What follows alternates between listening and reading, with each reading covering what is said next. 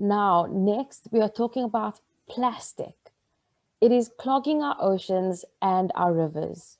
What can we do about it? Charles Bakolo is an activist from Malawi in Southeast Africa. He is a leader in Green Anglicans Malawi and Renew Our World.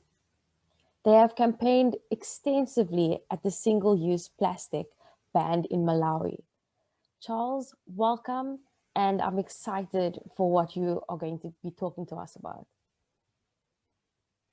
I am Charles Bakolo, the Green Anglicans coordinator in Malawi. I'll be presenting to you a case study on how the Green Anglicans contributed to the ban of thin plastics in the country, and why pushing for single-use plastics ban in Malawi. Just as important as tree planting, we thought it was that as Green Anglicans in the country, we can play a crucial role to effect a ban on thin plastics.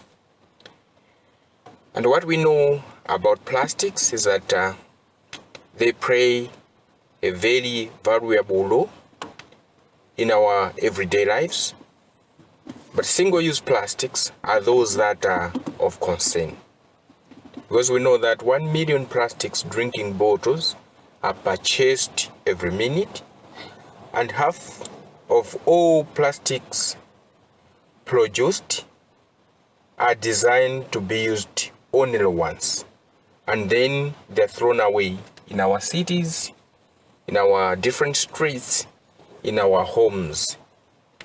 And the majority of these single-use plastics are those that can be replaced, or those that we can actually do without. So why should we care?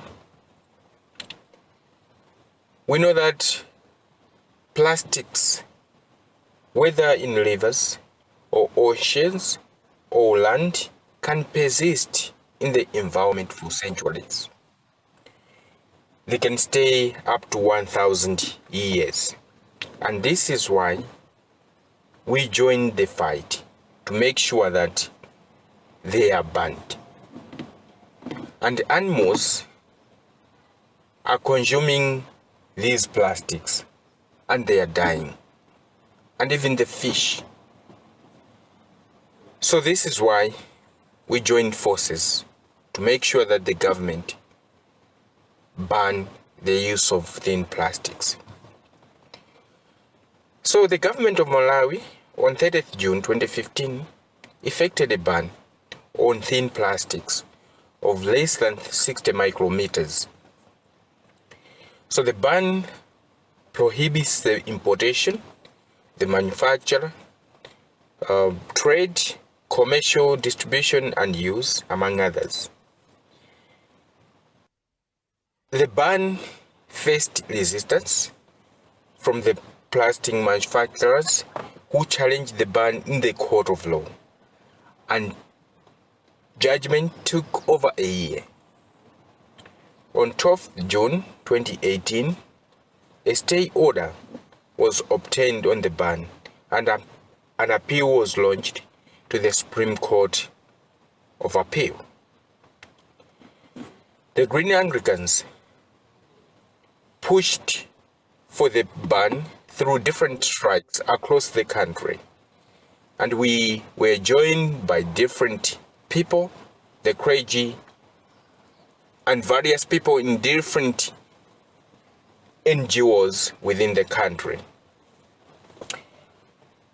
The story of plastics ban in Malawi was inspired by what Renew Our World large campaign we are already doing with other big plastic producing companies. So we thought it was that if they are doing it, we could also do it in our local context. And the Renew Our World campaign supported us to get a private lawyer who helped with the processes to put this to the Supreme Court of Appeal and fast-track the delayed court ruling. We knew that once we had a judgment from the Supreme Court, it would be done. And then we're excited on August 6, 2019, that the Supreme Court in Malawi banned plastic bags again. So what is next after the ban? We thought it was that other organizations should join hands to make sure that we have an enforcement of this ban. And we want to make sure that we quantify the data of our plastic waste, the type and the source, whether in rivers, whether on land, and different locations, so that we can put the statistics on that. And we want to make sure that we check the microplastic presence in our water, in the fish, the lake, in the country. And we want to push for awareness, education, and sensitization of the people on the ban that is affected. And we want to make sure that people may refuse, reuse, and recycle the plastics that are there. And people may also use the plastics to make bricks and to do issues related to maybe clothing, shoes, so that the plastics that are already in the environment can be used to proper use. The church, as I quoted from Genesis 2 verses 15, the Lord God took the man and put him in the Garden of Eden to work it and take care of it. And I quoted from John 10 verse 10, which said, the thief comes only to steal and kill and destroy. I have come that they may have life and have it to the full. So this is a revelation which indicates that as human beings, we have a responsibility to take care of our environment. Because cleanliness is next to godliness. So the Green Anglicans had different cleanup exercises across the country to make sure that we remove all the plastics in our streets and in our locations. Because we know that warm hearts are not made of plastics. Thank you so much for listening to this presentation.